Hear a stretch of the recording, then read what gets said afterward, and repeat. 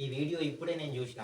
అట్లా కాదండి. నేను మీకో విషయం చెప్తా. మీరు పెళ్లయిన తర్వాత భర్తల్ని చంపేద్దాం అనుకున్నప్పుడు ఫస్ట్ మీరు పెళ్లి చేసుకోకండి దయచేసి. ఎందుకంటే ఒక అమాయకుడిని బలి తీసుకుంటే ఎందుకు నాకు అర్థం కాదు. నువ్వు హ్యాపీగా నువ్వు ఉంచుకున్నోడితోటి ఉండాలనుకుంటే నువ్వు హ్యాపీగా ఆడితోటే ఉండు. ఆడనే పెళ్లి చేసుకో. ఇప్పుడు నువ్వు ప్రేమించిన అబ్బాయి నీకుంటే నువ్వు ఆడనే పెళ్లి చేసుకో కదా! వాడితోటే జీవించు కదా! వాడితోటే ఉండు. ఇప్పుడు వేరైనని పెళ్లి చేసుకొని ఆయనని చంపేసుడు ఎందుకు నాకు అర్థమైతే లేదు. ఒక కొడుకు చచ్చిపోయిండు అంటే అమ్మా, నాన్నకి ఎంత బాధ ఉంటదో, ఆళ్ళ కుటుంబ సభ్యులకి ఎంత బాధ ఉంటదో మాకు తెలుసు.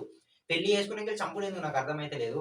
పెళ్లి చేసుకొని గుడుకులు పెట్టి చంపుడు, లేకపోతే పురుగుల మందిచ్చి చంపుడు, బిర్యానీలా ఎలకల మందేసి చంపుడు ఇదంతా ఎందుకు నాకు అర్థమైతలేదు. నువ్వు పెళ్లి చేసుకోకుండా అయిపోతది గదా! పెళ్లి చేసుకున్న తర్వాత లవర్ తోటి కలిపి భర్తని చంపుడు ఇదంతా కరెక్ట్ పద్ధతి గాదు గదా!